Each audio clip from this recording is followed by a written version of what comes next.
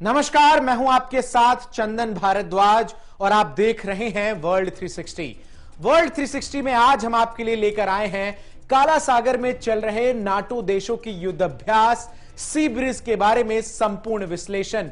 क्या है आखिर ये युद्ध अभ्यास सी ब्रिज, कब से होता आया है ये एक्सरसाइज, इस युद्ध अभ्यास का आखिर उद्देश्य क्या है, अब तक कौन कौन से देश इस युद्धाभ्यास का हिस्सा हो चुके हैं, किस जगह ये युद्धाभ्यास होता है और आखिर रूस को इस सैन्य अभ्यास से इतनी आपत्ति क्यों है, ये तमाम जानकारियां आज हम आपके लिए लेकर आए हैं।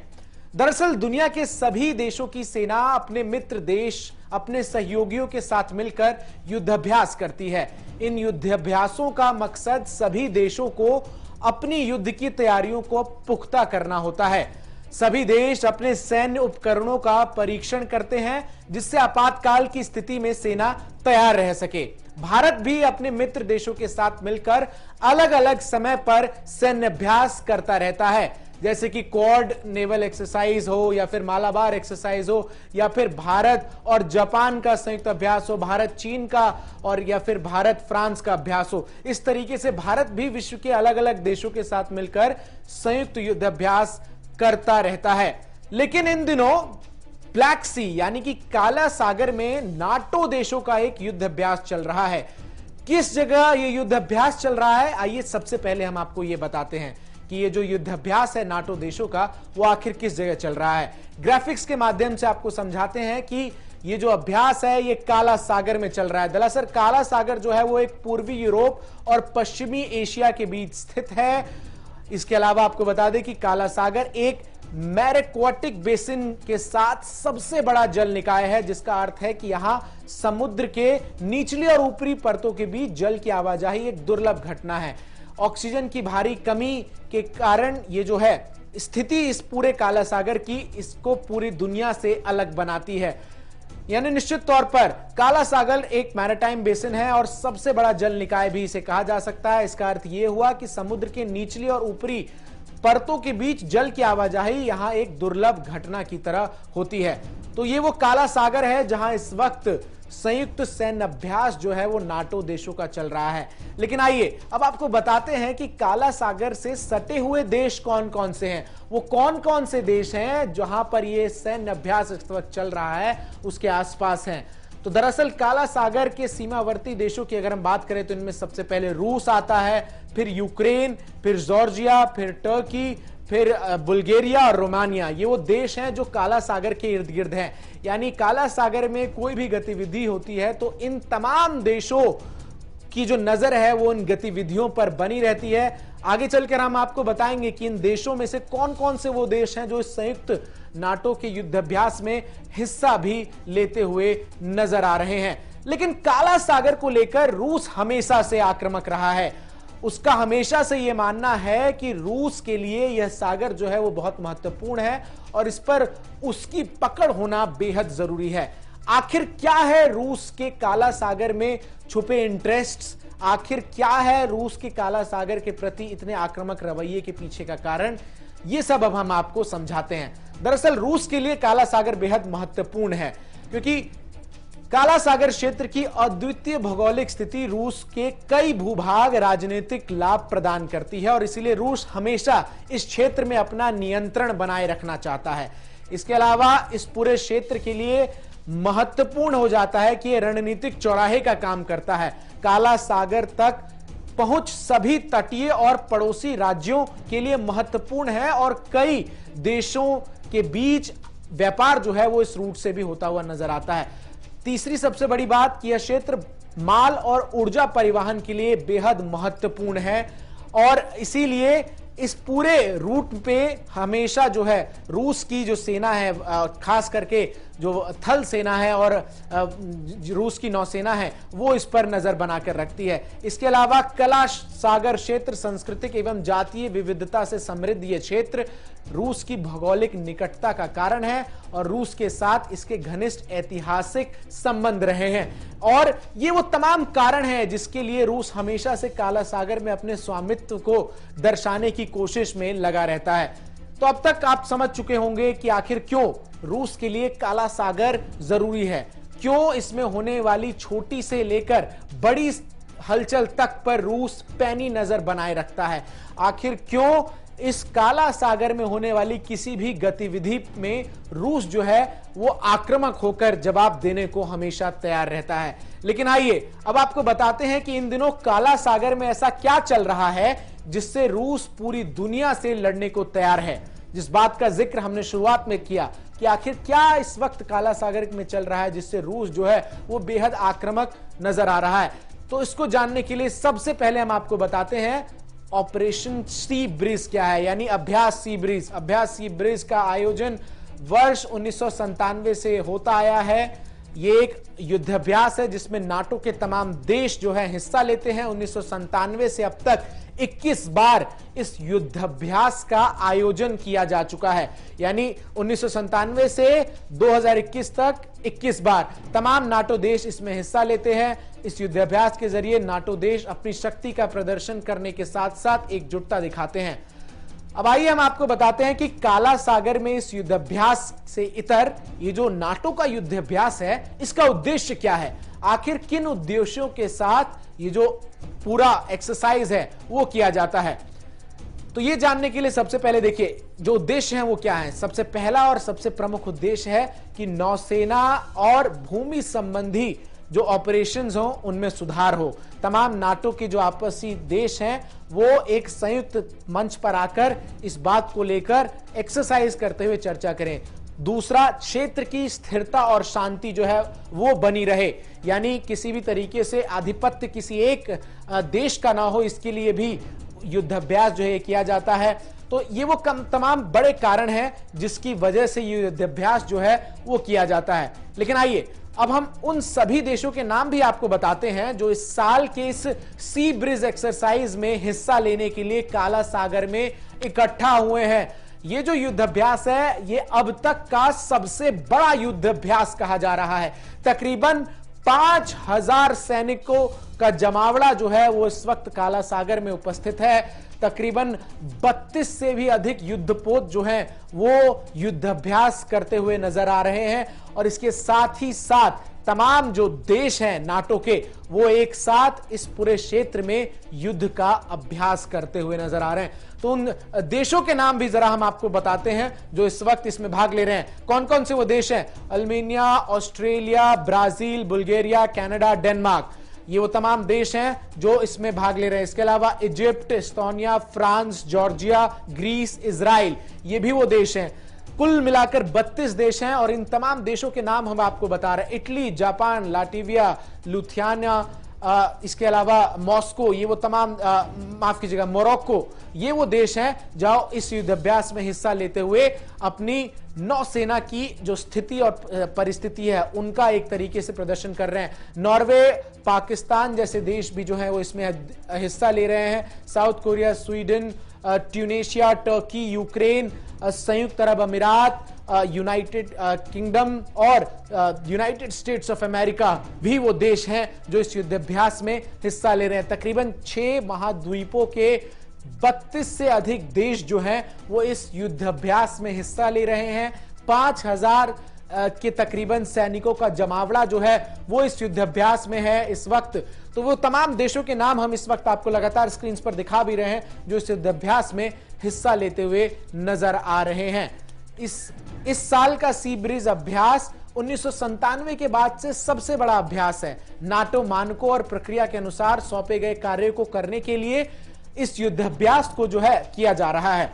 अब आइए हम अपने साथ संजीव श्रीवास्तव जी को जोड़ते हैं जो कि एक जाने माने फॉरेन एक्सपर्ट है और उनसे समझते हैं कि आखिर किस तरीके से इस युद्धाभ्यास से रूस की टेंशन बढ़ती हुई नजर आ रही है और किस तरीके से युद्धाभ्यास जो है उसको लेकर नाटो एकजुट है। संजीव श्रीवास्तव जी, बहुत बहुत शुक्रिया आपका हमें समय देने के लिए। मेरा पहला सवाल और पॉइंटेड सवाल यह है कि अब तक हमने जो अपने विश्लेषण में दिखाया कि काला सागर एक तरीके से रणनीतिक रूप से रूस के लिए बेहद महत्वपूर्ण है और नाटो का ये एक्सरसाइज इस बार काला सागर में होना कहीं ना कहीं क्या रूस के लिए एक चुनौती का काम करता हुआ नजर आ रहा है? जैसा चंदन जी आपने अपने विश्लेषण में कहा भी कि ये जो ब्लैक सी का रीजन है ये स्ट्रेटेजिकली बहुत ही महत्वपूर्ण रीजन है। और रशिया इस पूरे ब्लैक सी रीजन पे अपना डोमिनेशन बना के रखना चाहता है जी। और इस ब्लैक सी रीजन के अगर बॉर्डरिंग रीजन की देशों की बात करें तो 6 देश इसमें आते हैं, लेकिन ऐसा लगता है कि रशिया इस पूरे रीजन पे अपना आधिपत्य जमाने की कोशिश करता है, लेकिन नेटो के द्वारा उसे उसकी जो इस तरह की मंशा को लगातार चैलेंज किया जाता है। और ये जो सी ब्रीज एक्सरसाइज है, जैसा कि आपने कहा कि 1997 से चल रही है, लेकिन 2014 के बाद से जब से रशिया ने यूक्रेन की टेरिटरी क्रीमिया का एनेक्सेशन किया है, उसके बाद से इस एक्सरसाइज का महत्व और अधिक बढ़ गया है, क्योंकि अब नेटो देश रशिया के इसी तरह की विस्तारवादी मंशा पर लगाम लगाने के लिए ये जो सी ब्रीज एक्सरसाइज है उसके माध्यम से अपनी शक्ति का प्रदर्शन भी करते हैं। इस सी ब्रीज एक्सरसाइज के माध्यम से नेटो के देश और जो अन्य देश जो इसमें शामिल होते हैं वो इंटर ऑपरेबिलिटी को बढ़ाने के लिए अपना अभ्यास करते हैं और साथ ही साथ ब्लैक सी रीजन में मैरीटाइम सिक्योरिटी को स्टैब्लिश करने के लिए, मैरीटाइम जो नेविगेशन है उसको स्टैब्लिश करने के लिए भी ये अभ्यास किया जाता है। तो जाहिर है कि रशिया का जो चैलेंज है जिस तरह से लगातार बढ़ता जा रहा है, ऐसे में जो नेटो देश हैं वो सी ब्रीज एक्सरसाइज के माध्यम से अपनी शक्ति का प्रदर्शन करते हैं और जाहिर है कि रशिया इससे दबाव में आ जाता है और रशिया ने इसके ऊपर लगातार जो है अपना प्रोटेस्ट भी दर्ज कराया है समय से। ठीक है, अब एक रिपोर्ट के जरिए जरा दर्शकों को हम समझाते हैं कि आखिर क्यों रूस इस पूरे एक्सरसाइज से इतना तिलमिलाया हुआ है, क्यों इस एक्सरसाइज के शुरू होते ही रूस ने अपने सबसे घातक S-400 मिसाइल डिफेंस सिस्टम को भी एक तरीके से एक्टिवेट कर दिया है। जरा रिपोर्ट देखिए और फिर हम संजीव श्रीवास्तव जी के पास वापस जाते हैं।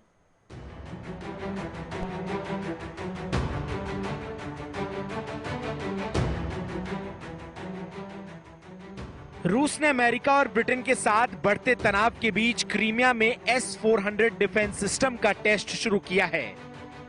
रूसी सैन्य अधिकारी इस मिसाइल डिफेंस सिस्टम की ऑपरेशनल तैयारियों को जांच रहे हैं।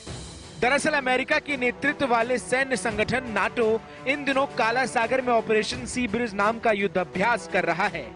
क्रीमिया के इतने नजदीक दुश्मन देशों के युद्धाभ्यास करने से रूस चिढ़ा हुआ है। यही कारण है कि उसने दुनिया की सबसे ताकतवर मिसाइल डिफेंस सिस्टम को फायर कर अपनी ताकत दिखाई है। नाटो का वार्षिक सैन्याभ्यास सी ब्रीज सोमवार को काला सागर के उत्तर पश्चिमी हिस्से में शुरू हुआ। रूसी नौसेना इस युद्धाभ्यास में शामिल होने वाले युद्धपोतों की करीबी से निगरानी कर रही है। रूस के विरोधी देशों के इस युद्धाभ्यास में 32 देशों के लगभग 5000 सैनिक और 32 युद्धपोत शामिल हैं। 10 जुलाई तक दुश्मन देशों की सेनाएं रूस के करीब समुद्र में अपनी शक्ति का प्रदर्शन करेगी। रूसी नौसेना के काला सागर बेड़े के प्रवक्ता कैप्टन अलेक्सी रुवेली ने बताया कि काला सागर बेड़े के विमान और हेलीकॉप्टरों ने दक्षिणी सैन्य जिले के एयरफोर्स फॉर्मेशन के साथ यह युद्धाभ्यास किया। इसमें S-400 anti aircraft missile system और पेंटिसिर सेल्फ प्रोपेल्ड मिसाइल और गन सिस्टम को फायर कर उनकी तैयारियों की जांच की गई। इस युद्धाभ्यास में रूसी वायुसेना ने Su-24, Su-27 और Su-30SM लड़ाकू विमानों के अलावा Mi-8 और Ka-27 हेलीकॉप्टरों का भी इस्तेमाल किया।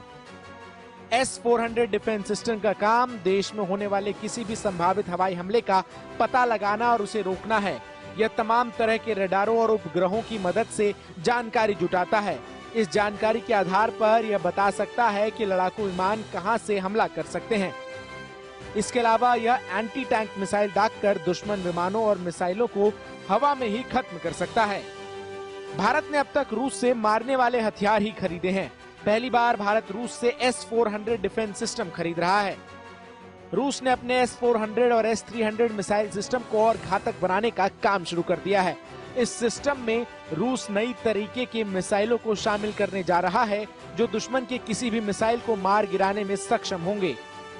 रूस का यह हथियार अपनी कैटेगरी में दुनिया में सबसे बेहतरीन माना जाता है। रूसी रक्षा मंत्रालय ने S-300 और S-400S के स्टॉक को लंबी दूरी की स्ट्राइक क्षमता को बढ़ाने और अत्यधिक सटीक शॉर्ट रेंज डिफेंस प्रदान करने के लिए विभिन्न प्रकार की मिसाइलों से लैस करने की योजना को मंजूरी दी है। Bureau report, JK24/7 news. तो आपने देखा कि रूस किस तरीके से काला सागर में हो रहे इस युद्धाभ्यास से इतना बौखला गया कि उसने अपने S-400 डिफेंस सिस्टम को भी एक्टिवेट कर दिया। संजीव श्रीवास्तव जी, जिस तरीके से ये पूरी स्थिति है, एक तरफ हम चीन को देखते हैं जो कि अपने देश के आसपास के क्षेत्रों को लगातार हथियाने की काबिज में रहता है, दक्षिण चीन सागर में लगातार गतिविधियां करते रहता है, तो दूसरी तरफ रशिया भी कमोबेश क्या आपको उसी राह पर नजर आता हुआ दिख रहा है, जहां पर वो काला सागर पर अपने आधिपत्य को शुरू से लेकर अब तक जो है जमा रहा है, और शायद इसीलिए इस बार नाटो ने जो इस अभ्यास का स्थान है वो ऐसी जगह को चुना जहां से रूस की सीमा जो है वो महज 12 से 15 किलोमीटर दूर है। जी चंदन जी, आपने बड़ा अच्छा प्रश्न किया।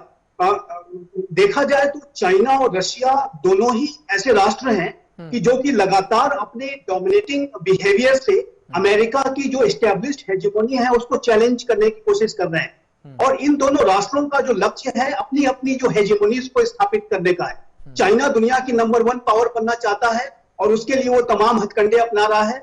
रशिया भी राष्ट्रपति पुतिन के नेतृत्व में अति महत्वाकांक्षी है और वो अपने पुराने सोवियत यूनियन के गौरव को फिर से हासिल करने के लिए अमेरिका की हेजेमोनी को जहां भी उसे मौका मिलता है वो चैलेंज करता है। और यही कारण है कि ब्लैक सी रीजन में भी राष्ट्रपति पुतिन ने अमेरिका की और नाटो की जो हेजेमोनी है उसको चैलेंज करने का लगातार काम किया है। नाटो और रशिया के रिलेशनशिप पहले भी तनावग्रस्त रहे हैं, लेकिन पुतिन के कार्यकाल के दौरान लगातार राष्ट्रपति पुतिन ने नाटो को चैलेंज करने के लिए अपनी मिसाइल जो है टेस्टिंग को किया है, नए नए वेपन्स बनाए हैं, और अब यूक्रेन के बॉर्डर पे अभी हाल में ही उन्होंने बहुत बड़ी संख्या में ट्रूप्स का डिप्लॉयमेंट भी किया था।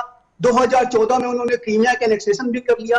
तो जाहिर है कि ये जो इस तरह के एक्शंस को लेकर के राष्ट्रपति पुतिन अमेरिका की हेजेमोनी को, नाटो की हेजेमोनी को पूरे यूरोप में चैलेंज करना चाह रहे हैं, ये स्पष्ट रूप से दिखाई देता है। और इसका जो लक्ष्य यही है कि रशिया अपनी जो हेजेमोनी है, अपनी जो पावर है, उसको एस्टैब्लिश करना चाहता है। जरा एक बार देख लेते हैं वो कौन कौन से मुख्य बिंदु हैं जिसको लेकर रूस को इस पूरे एक्सरसाइज से आपत्ति है। आखिर क्या वो वजह है जिसको लेकर रूस जो है लगातार पहले भी इस युद्धाभ्यास के शेड्यूल आने के वक्त आपत्ति दर्ज कर चुका था, और अब युद्धाभ्यास जब शुरू हुआ है तो उसके बाद उसने साफ तौर पर इसको लेकर सीधे तौर पर सतर्क किया है तमाम देशों को जो अभ्यास कर रहे हैं कि वो रूस की सीमा से दूर रहे। तो क्या है रूस की आपत्तियां, जरा ये अब आपको दिखाते हैं। रूस की पहली आपत्ति है जिस तरीके से साल 2014 में रूस ने क्रीमिया को यूक्रेन से अलग किया था, ये पृष्ठभूमि है जिससे ये आपत्ति तय होती है। और क्रीमिया को अलग करने के बाद क्रीमिया को रूस का हिस्सा बना लिया गया था, और इसके बाद ये जो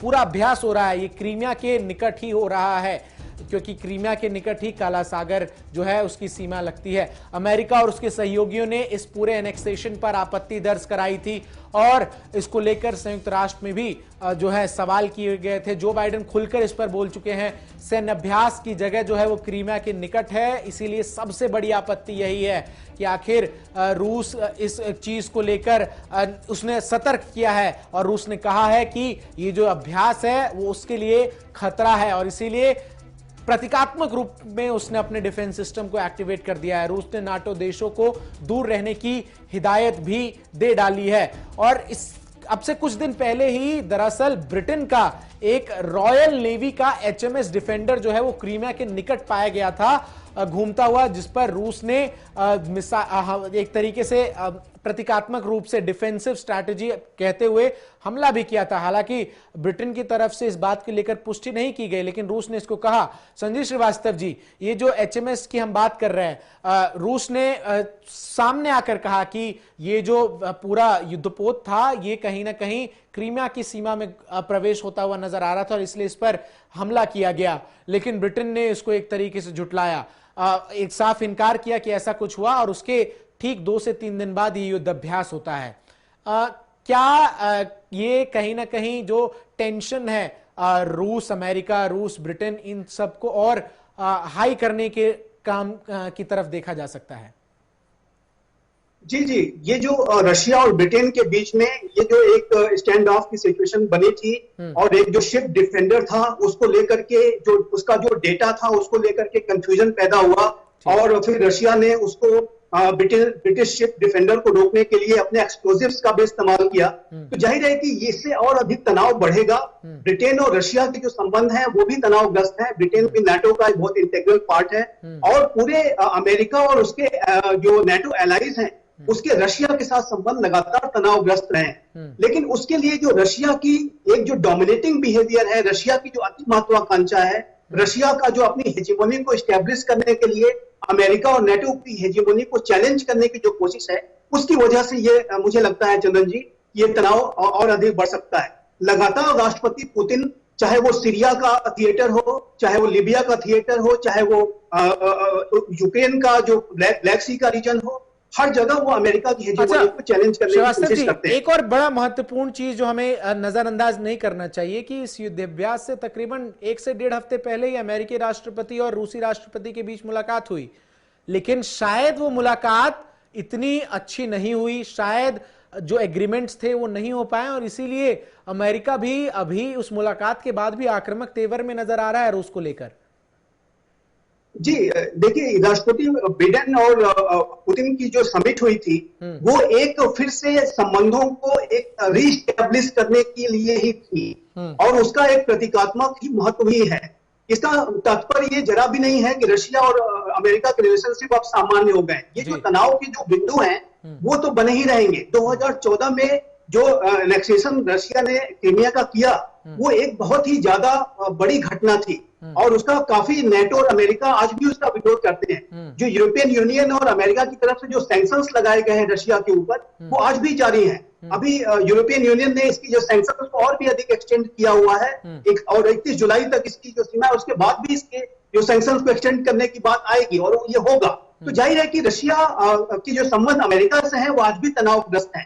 लेकिन ये जो सी ब्रिज एक्सरसाइज है वो निसंदेह यूक्रेन को एक सिक्योरिटी एश्योरेंस प्रदान करेगी। यूक्रेन जो कि लगातार रशिया उसके ऊपर दबाव बना के रखता है। ये मेरा अगला सवाल भी यही था। मेरा अगला सवाल भी यही था कि इस बार के उद्देश्यों में भी इस बात को स्पष्ट किया गया है कि नाटो सहयोगी यूक्रेन को पूरी तरीके से मजबूती प्रदान करने, वहां की नौसेना को प्रशिक्षित करने के लिए ये युद्धाभ्यास हो रहा है और शायद यही वो पॉइंट है जिसके लिए रूस पूरी तरीके से एक एग्रेसिव फ्रंट हो चुका है। जी जी बिल्कुल सही है चंदन जी, आपने बिल्कुल ठीक कहा कि ये यूक्रेन को सिक्योरिटी एश्योरेंस प्रदान करेगा। यूक्रेन के ऊपर रशिया लगातार दबाव बना के रखता है। क्रीमिया का तो उसने एनेक्सेशन किया ही है। ईस्टर्न यूक्रेन में वो सेपरेटिस्ट मूवमेंट को भी बढ़ावा दे रहा है। अगर यूक्रेन की माने तो 2014 से अब तक 14,000 लोग जो ईस्टर्न यूक्रेन में जो एक सेपरेटिस्ट मूवमेंट चल रहा है उसकी वजह से मारे जा चुके हैं और इसको रशिया का पूरा बैकअप है।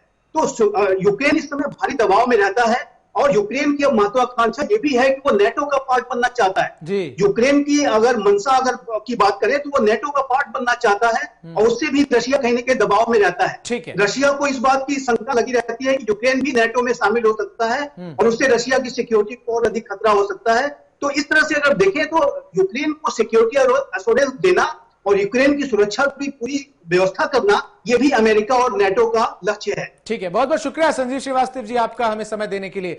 तो निश्चित तौर पर अगले 10 दिन तक ये युद्धाभ्यास चलना है और ये देखना बहुत ही इंटरेस्टिंग होने वाला है कि अगले 10 दिन में जैसे जैसे युद्धाभ्यास आगे बढ़ता है रूस की तरफ से क्या क्या प्रतीकात्मक कार्रवाई जो है वो की जाती है। युद्धाभ्यास के पहले दिन के बाद ही रूस ने S-400 मिसाइल डिफेंस सिस्टम को एक्टिवेट कर दिया। ऐसे में 10 दिन के अंतराल में क्या क्या होता है ये तो वक्त ही बताएगा, लेकिन फिलहाल के लिए मुझे दीजिए इजाजत। खबरों का सिलसिला गुलिस्तान न्यूज पर लगातार जारी है।